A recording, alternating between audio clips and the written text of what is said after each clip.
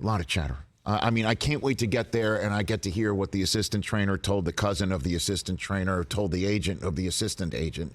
And then that comes down to me. And then I hear that, like, get out of here. No kidding. And then I tell that to somebody else because that's what you do. You tell three friends and they tell three friends. And so on and so on and so on.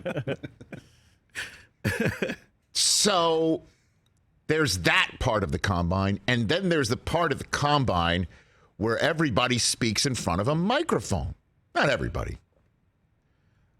So decision makers, many of them speak in front of a microphone. They're available at a podium, very nice podium that's set up, very well lit. Or they say no to the podium and they'll talk just straight up with local reporters. Brian Gutekunst did that today. Gutekunst. Talked about it for the Green Bay Packers.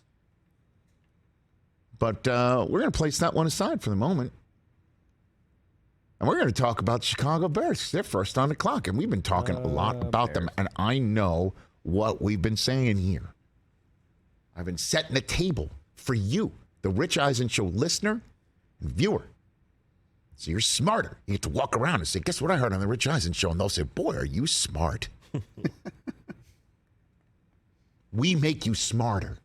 I've been around this block of the National Football League and the talent evaluation portion calendar. Yeah. I'm bragging about something few people get to brag about because it's not really worth it. But I'm sitting here in this chair and I'm telling you in advance, the Chicago Bears are going to make it seem like they're thinking about replacing Justin Fields. And I told that to Justin Fields, saying to him at the Super Bowl, are you ready for this? Because it's got to happen, because for the Bears to get the most for the first overall pick in this draft, if they keep Justin Fields or when they keep Justin Fields, they got to make it seem like they're interested in it. They're going to explore it. They have to explore it. Yep. It's called due diligence. You have to do it. If you're first overall on the clock, it is such a rarity. The Bears have never had this in the common draft era, so they have to do their due diligence. And there's no overwhelming favorite defensive player that you have to take because the kid just had a Joe Burrow-like season on that side of the football in college football. There isn't one. Will Anderson's very talented. Might take him first overall when it's all said and done anyway. Jalen Carter's very talented. May take him first overall out of Georgia when it's all said and done anyway. But I think they're going to either trade out of this spot, keep Justin Fields, and not move too far down and get one of those two aforementioned SEC defensive behemoths, or they will actually choose Bryce Young or C.J. Stroud and trade Justin Fields. I think it's going to be trading out and taking a defensive player when they do finally get to pick. I think that's what it's going to be because I saw Justin Fields the last 2 years. And, you know, who knows what Bryce Young can be? Who knows what C.J. Stroud can be? You've already seen what Justin Fields can be. And within your own building, you know the kid. Told you that. Told you that the day after Brockman first came here. I'll give you props, Chris. It was first born here on an Overreaction Monday topic where I'm like, get out of here, trade Justin Fields. But day after the season, as soon as we started talking about it, I'm like, you know what? This is coming. Yeah. It's coming. To get the most for the first overall pick, they got to make it seem like it's a possibility. And if they keep Justin Fields, you now get a king's ransom because you make people think, well, they might actually take the guy that we want. Or they know that the Texans are sitting there at 2 and somebody wants one of these two. They can't afford to sit there at 3 if the Bears trade out with somebody else, and it's got to be you. But in order to get the most of it, they got to make it seem like they're exploring the studio space, to use the famous SNL phrase. Cue Ryan Poles, the general manager of the Chicago Bears today, saying that it's Justin Fields' gig on the last day of February 2023.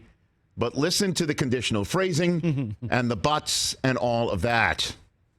In terms of leaning one way or the other, you know, I think that's always been the case. We've always leaned that way because Justin did some really good things. I'm excited about where his game's going to go.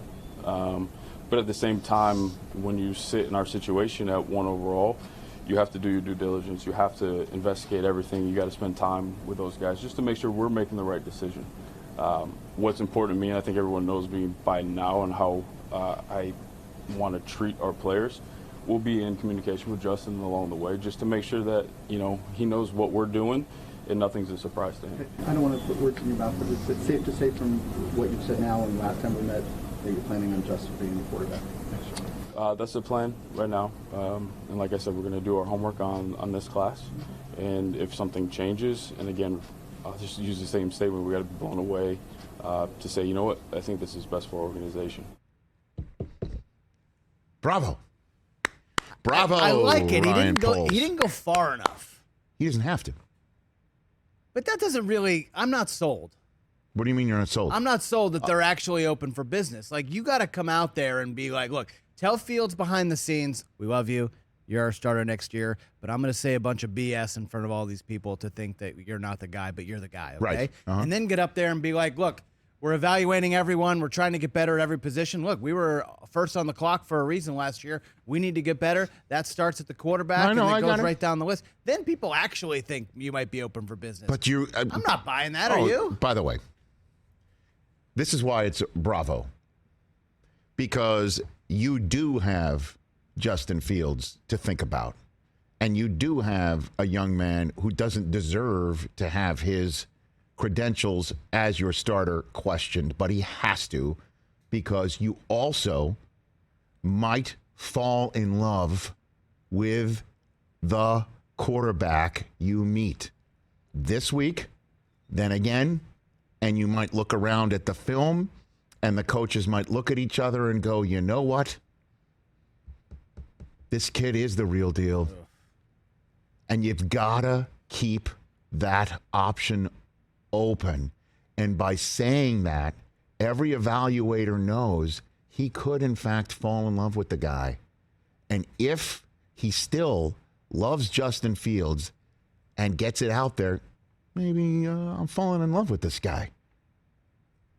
You could tell, you could dial up, what, half dozen NFL media members, get it out there, and all of a sudden, we come on the Rich Eisen Show, middle of March, report.